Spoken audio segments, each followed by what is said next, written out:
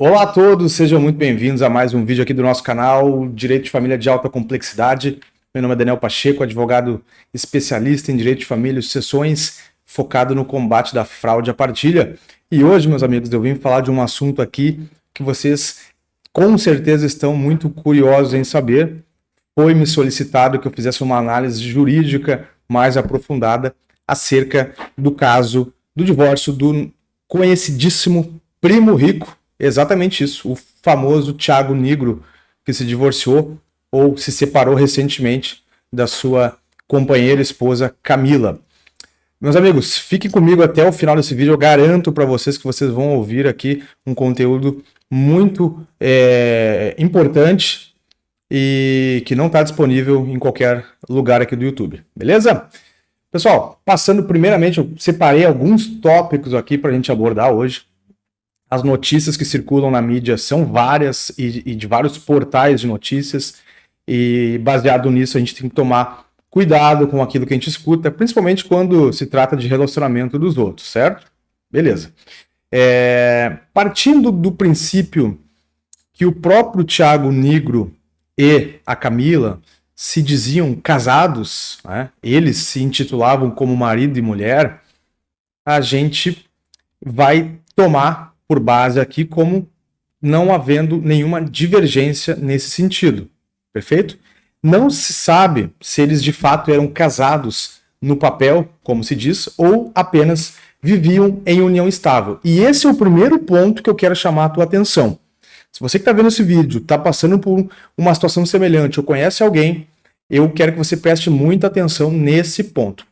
A união estável, que é uma relação de fato, ou seja, para ela existir, ela precisa apenas cumprir 3 requisitos. Quais são esses requisitos?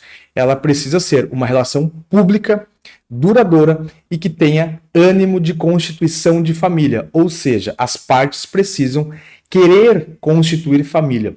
Todos esses elementos sempre estiveram presentes na relação do Thiago Nigro, Primo Rico, e da sua então companheira Camila. Para além disso, ele, por diversas vezes, né, em vídeos e tanto no seu site, se vocês acessarem o site do Grupo Primo, vocês vão ver lá no seu... Eles mesmos traçaram uma linha do tempo de como surgiu o Grupo Primo. Vocês vão ver que lá em 2016 ele mesmo coloca que em 2016 o primeiro vídeo do Grupo Primo foi pro ar, do canal do YouTube Primo Rico, foi pro ar gravado com a ajuda da sua então esposa Camila. Então ali o Thiago já, em tese, confessa que tinha uma relação marital com ela. O que isso significa dizer? Em muitos casos, muitíssimos casos, é exatamente aqui que nós encontramos um problema na hora do divórcio ou da separação. É essa alegação de se aquilo que o casal vivia era uma união estável ou não, tá? Então, no caso do Primo Rico, nós vamos partir para o princípio que não há esse problema, como de fato não há. Então, os direitos que se aplicam aqui são exatamente os mesmos direitos do casamento, independentemente deles serem formalmente casados, ou seja, independentemente deles terem casados no papel. A união estável vai conferir os mesmos direitos para a companheira quanto para a esposa. Outras notícias também que circularam na mídia, e vocês podem perceber aqui, é de que a Camila era sócia, e ainda seria sócia do Grupo Primo Rico, tá? Do Grupo Primo, que ela teria fundado junto com ele o grupo, né? A empresa dele. E dentro dessa empresa existem hoje várias outras empresas que ele gerencia, participação em outras empresas. Em uma pesquisa rápida, como vocês podem acompanhar aqui, não é possível perceber o nome dela no quadro societário do Grupo Primo Rico, né? Grupo Primo Rico, esse que, diga-se de passagem, meus amigos, tem um capital social aqui declarado de mais de 18 milhões de reais. 18.449.670 reais, para ser mais exato. Isso aqui é o que eles declaram como capital social da empresa. Quer dizer que isso é o que vale a empresa Grupo Primo? Não. Provavelmente a empresa Grupo Primo vale muito mais do que isso. Perfeito? Mas o ponto que eu quero trazer para vocês é: as notícias que dizem que ela é sócia dele não condizem com a realidade.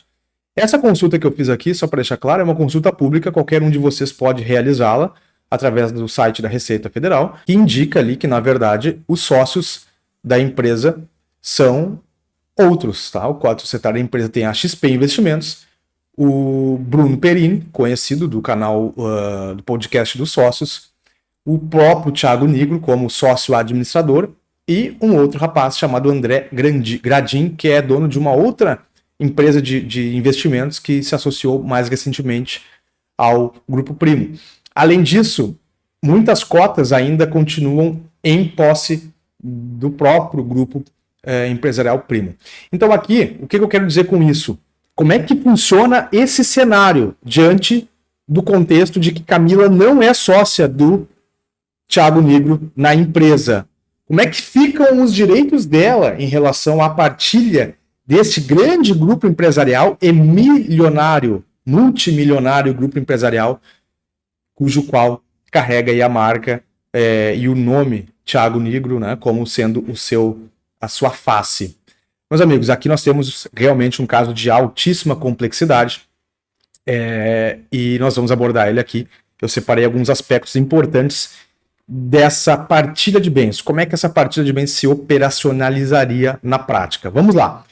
Em relação às cotas sociais da empresa Grupo Primo, que é detentora do todo, né, e aí está englobada todas as participações empresariais em tese, né? Eu não tenho essas informações se todas as participações que o Thiago Nigro tem estão dentro do Grupo Primo, né? Não tenho essa informação, mas eu posso te dizer como é que funciona isso perante a nossa lei.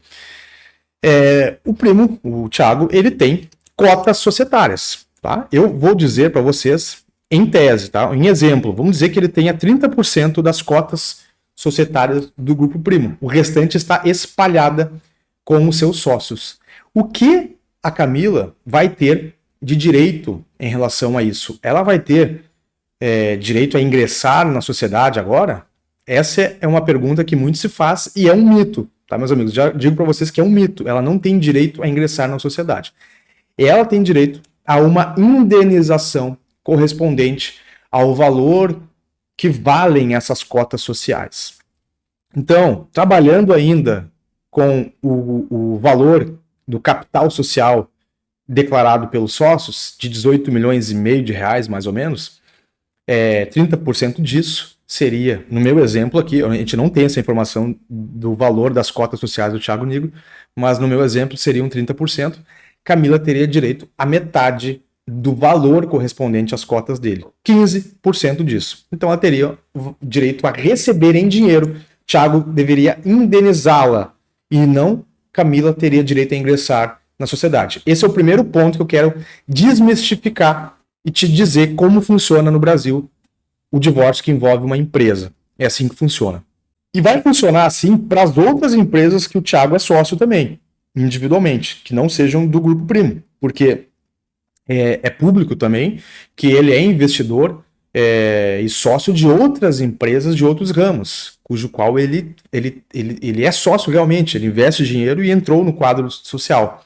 As cotas que ele adquiriu durante o período da união estável ou do casamento que ele teve com a Camila, ela também vai ter, nos mesmos moldes que eu acabei de explicar para vocês, direito a uma indenização referente à metade das cotas que ele tem de participação nessa empresa.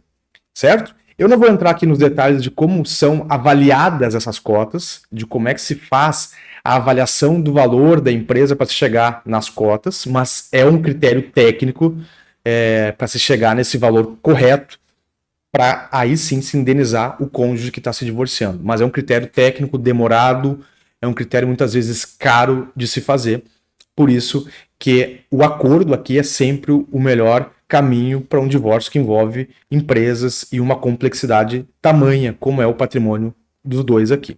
Além disso, meus amigos, a gente sabe também, e eles anunciaram amplamente no próprio canal do YouTube dos dois, a construção de uma casa, ou melhor, a compra de uma casa, salvo engano, em Alphaville, São Paulo, e a reforma dela para sua moradia.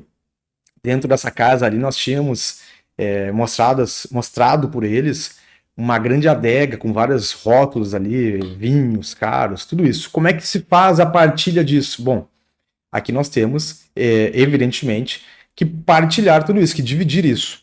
Então pega-se o valor deste imóvel e aquele que tiver interesse em permanecer na posse do bem, indeniza, paga em dinheiro o cônjuge, ou seja, entrega dinheiro para comprar o que seria de direito do outro. Assim com os bens móveis de grande valor, os bens que compõem o imóvel, tá? Sejam os eletrodomésticos, sejam os móveis em si, mesa, cadeira, sofá, assim como os rótulos de vinhos. Por quê? Porque uma adega vale e às vezes vale muito dinheiro, certo? Então isso tudo vai ser avaliado. Se não houver um consenso entre o casal para se chegar num valor, vai novamente na via litigiosa, de um processo de divórcio litigioso, se lançar a mão de um perito técnico para avaliar quanto valem aqueles vinhos, quanto valem aquela adega toda, para se chegar nesse valor e aí dizer quem tem que pagar quem. Não havendo consenso, o juiz vai determinar, olha, metade dos vinhos com um, metade dos vinhos com outro. Mais alguns pontos que eu quero trazer para vocês.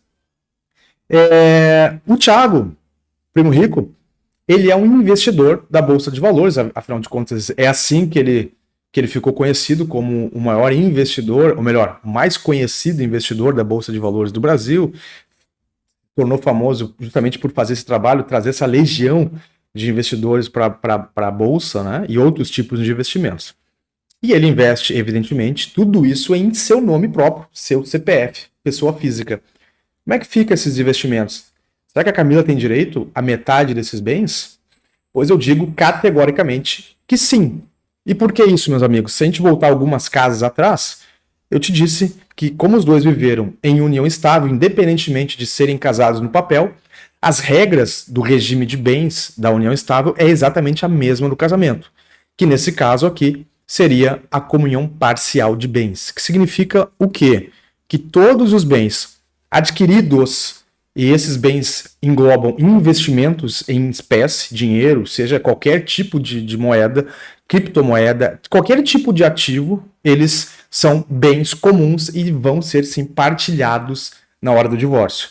Então ela vai ter sim direito a metade dos valores totais que ele tem investidos na Bolsa de Valores e outros investimentos, inclusive fora do Brasil.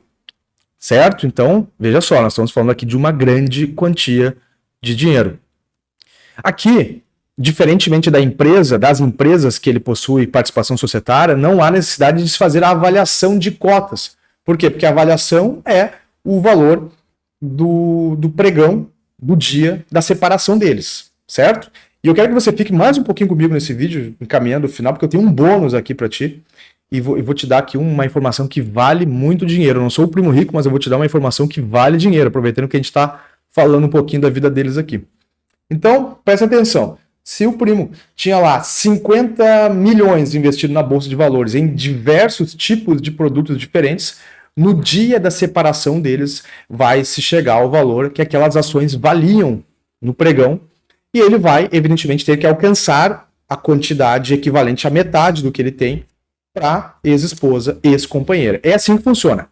Nesse quesito, é muito simples, é muito rápido, muito direto ao ponto. Se ele não quiser, evidentemente, liquidar as suas ações, não quiser vendê-las, ele vai ter que indenizar ela de alguma outra forma. Se ela não aceitar essa outra forma, aí sim nós estamos falando de um litígio, vai para a via judicial, o juiz vai determinar, muito provavelmente, a liquidação dessas ações, ou seja, ele vai ser obrigado, sim, a vendê-las. Eu separei mais um ponto aqui interessante que eu quero trazer para vocês. Não quero passar muito aqui, trazer muito conteúdo, porque eu sei que são bastante coisas que envolvem essa partilha de bens. E já deixa o convite, se inscreva aqui no canal, deixe nos comentários se vocês querem ouvir mais sobre o assunto, se acha que faltou algo ou querem que eu aprofunde algum ponto, fique à vontade. Mas eu quero trazer mais um ponto interessante para colocar vocês, inclusive, a pensar sobre isso. O Primo Rico tem um grande canal no YouTube, certo? Com alguns milhares de inscritos. Um canal no YouTube do tamanho dele é uma máquina de gerar dinheiro. Todo mundo sabe disso, que o YouTube ele rentabiliza os seus criadores de conteúdo, aqueles que têm grande relevância. Isso posto, meus amigos, a gente está diante de patrimônio, né, de propriedade intelectual, que é também partilhável na hora do divórcio. E aí, será que o canal do primo rico, a Camila tem direito à metade do canal do primo rico? Pois é, meus amigos. E eu digo que sim, com toda a certeza. Assim como todos os outros bens que eu elenquei para vocês aqui e falei, ela tem sim direito à metade da participação que aquele canal do YouTube gera de receita para ele. Mas aqui nós temos um grande porém. Como é que se chega ao valor que esse canal do YouTube vale? Porque, apesar de ser um bem intangível, uma propriedade intelectual, ele vale uma grande quantia em dinheiro, certo? Então, a gente tem que fazer uma avaliação. Alguém vai ter que avaliar esse canal do YouTube, dizer quanto ele vale para se chegar num montante final e aí passar a indenizar ela em relação à sua metade, ao que ela tem de direito. Agora, ela não tem direito a ingressar no canal, ela não tem direito a dar ordens no canal, não é isso. Isso ela não vai poder fazer, mas ela tem direito a receber metade do que aquele canal vale como um negócio, certo? E o ponto mais interessante, que para você que ficou até o final comigo, eu quero te dizer aqui, e muita gente não fala disso, muitos advogados escondem o jogo, mas eu quero te alertar sobre esse ponto, é o seguinte: em relação ao divórcio ou à separação no caso da união estável, e como eu te falei, as regras são as mesmas, o exato momento da separação, antiga, vulgarmente conhecida como separação de corpos, onde as pessoas realmente, aquele marido sai de casa ou a companheira sai de casa, eles param de conviver juntos como marido e mulher no mundo fático, ainda que juridicamente eles estejam em algum laço. Esse exato momento que as pessoas param de conviver como marido e mulher, ele interrompe o regime de bens. E o que significa dizer isso, meus amigos? Que toda e qualquer aquisição de ambos, tá? Tanto ela, a Camila, que também é empresária, quanto o Thiago Nigro vier a fazer após isso, é particular dele. É bem particular dele. Isso já não é mais partilhável, certo? Então prestem muita atenção e cuidado em relação a isso. Evidente que se essas compras vierem de valores que são ainda do casal e não foi partilhado, você vai ter um problema aí com esses novos bens que foram comprados. Mas a dica de ouro é essa: o exato momento que você se separa, ali o seu casamento já está juridicamente encerrado. Meus amigos, eu espero que vocês tenham gostado do conteúdo de hoje. Deixe seu like, se inscreva no canal. A gente vai buscar sempre trazer aqui conteúdos com maior profundidade do mundo jurídico, mas trazendo de um jeito que fique de maneira compreensível e que seja útil a todos que nos assistem aqui. Um grande abraço e até o próximo vídeo.